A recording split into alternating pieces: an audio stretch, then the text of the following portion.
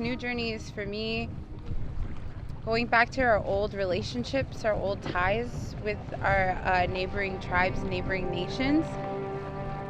A lot of this is reconnecting the old alliances and relationships and the history, and also healings from some of the traumatic history as well.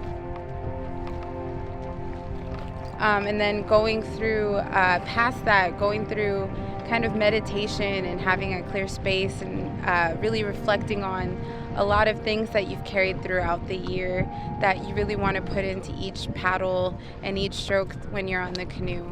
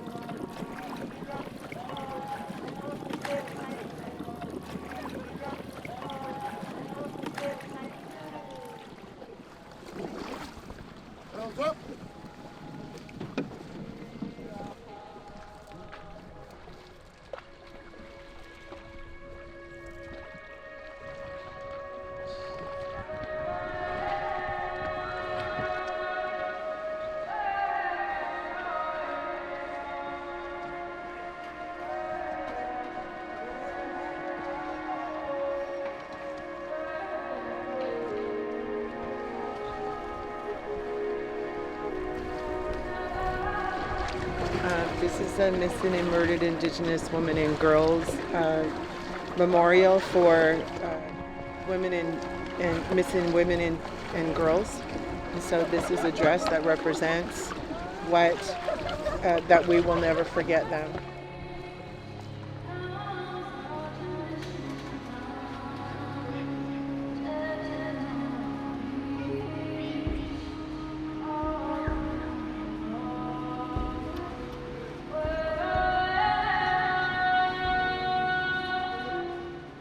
When people came over to the Americas and they found communities and nations that were already existing, if you could create a false story that the people there weren't really people like you,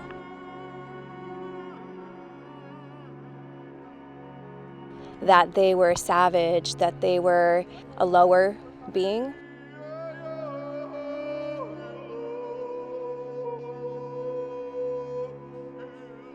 it helped them justify taking the lands. It helped them justify coming in and riding over entire cultures. Then suddenly everyone felt just a little bit superior. It made it easier for them to come in and do all these terrible things that otherwise they could never admit to themselves that they were doing.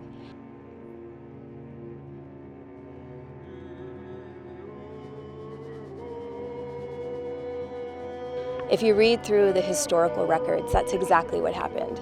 Everyone was writing in their journals and sending back these tales to Europe of these natives, these savages, and mixed with these tales of savagery were these tales of the women.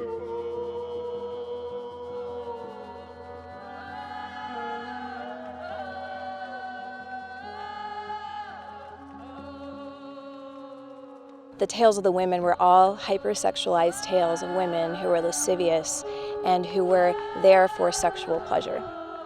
That dialogue, that false story that came from the very instant of contact with Indigenous communities in the Americas was the underpinning of everything that has come forward in the relationship between Indigenous peoples and those who settled on this continent.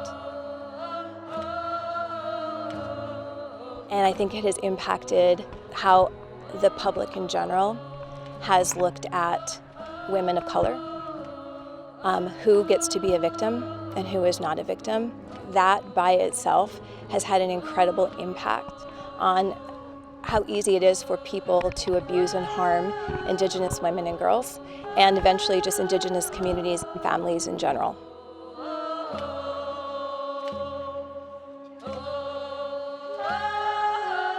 And I think it also has had a huge impact on us ourselves. As Indigenous women, how we viewed ourselves, whether we were more vulnerable to certain types of exploitation, what kind of healing that we needed. It's a type of healing that no one really talked about if you didn't understand it. And sometimes we didn't understand it ourselves. My name is Rosalie Fish, and we are the Canoe family. I want to start off by thanking you for the hospitality and selflessness that you have accepted on this, when you open your hearts and your lands to all of these people and all of your relatives. So I want to thank you for that. Today, we dedicated our poll to pray for the missing and murdered relatives that we all know. And on our canoe, you'll see these red ribbons with the names of our stolen relatives who we prayed for today. And with our handprint on our faces, we wear that to tell anybody here that we stand with you. And with that, I humbly ask permission on behalf of the Cowlitz tribe to come ashore and share food, dances, and stories.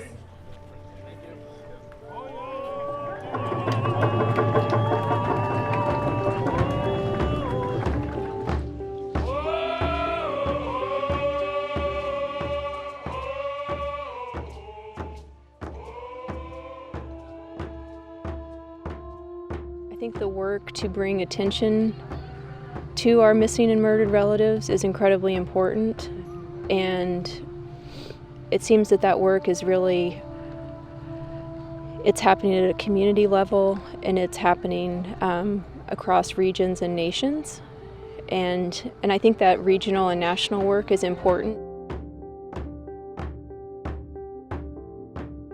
People are not just missing and murdered, but they're also unaccounted for. And that's, in my view, it's a continued erasure of our relatives. And so when I think about where solutions lie, I really think that the solutions lie in our communities. They lie in our languages and in our traditions. They lie in our ability to help raise and support our relatives to be healthy and strong in their identities so that they are not as vulnerable to people who would harm or exploit them.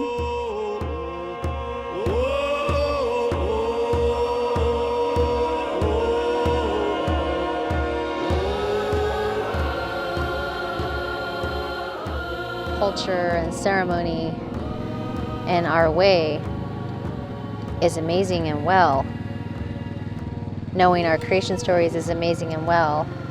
However, again, it comes down to, if your false knowings are you can't trust, if your false knowings are you don't belong here, you don't deserve love, then you're not allowed, or you're not enabling yourself to integrate those creation stories. You're unable to heal or reconcile those first traumas. Because I know that as a first people, we're carrying traumas that didn't only happen to me, right? There's generations of these being missing and murdered. There's generations of babies being taken, and there's generations of the walks and not having our ability to carry a drum and those things. So like when a sister goes missing, or when a trauma does happen,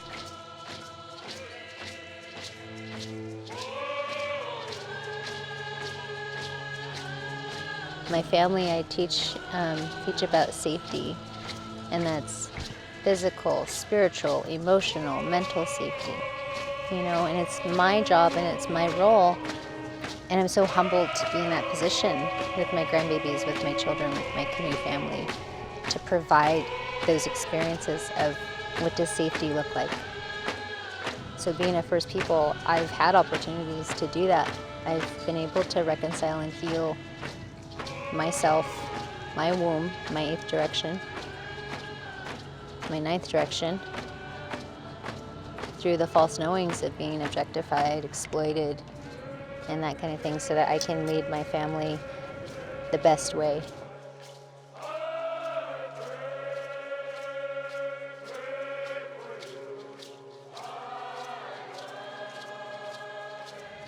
A great deal of the answer to it is going to come as we reconnect with our history, we reconnect with our stories and our songs and the cultures, because I firmly believe that as our cultures come back and as we start remembering them more, we will see the high esteem that women were held in equal part with the men. We will see we as women have always been valued in ways that we have forgotten, in ways that maybe our communities have forgotten because of these historical stories, these false stories that were circulated about us from the very beginnings, the very underpinnings of this country on this land. And I hope that, I don't just hope, I really believe that we are starting to find each other.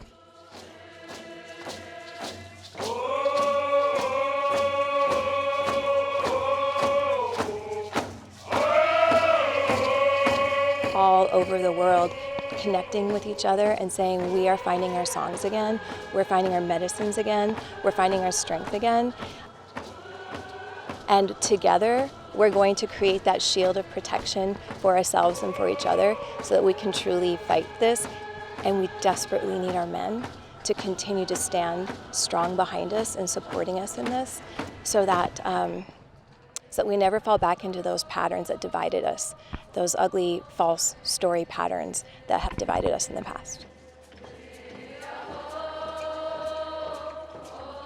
I feel incredibly encouraged by just the resurgence of our languages and our songs and our traditions, because that gives me hope that fewer people will be vulnerable, and with time, violence will really will be unacceptable.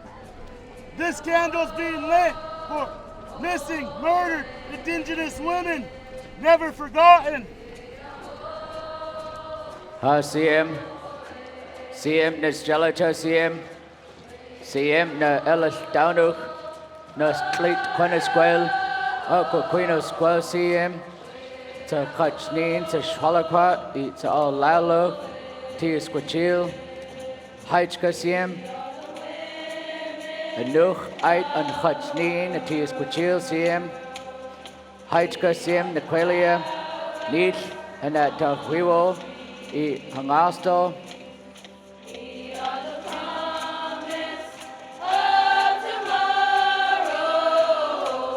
Friends, relatives, behalf of Lummi Nation, behalf of our elders, I want to thank each of you that came forward, answered the invitation, paddled here to Lummi. I want to thank each of you for bringing your good feelings this morning. And thank you all for sharing your songs, your dances with our community. We hope that when you make your journey back home, that you find your homes the way that you left them. On behalf of Lummi Nation here, we have gifts for your family. We ask that you share it with the members however you see fit. On behalf of Lummi Nation, with all of my heart, I say Sayatsin Klutsin Aqualia. I raise my hands to each of you. Haichka Sim Aqualia Sa Ana Atla Tiesquachil. Thank you for being here this morning. Haichka Siem.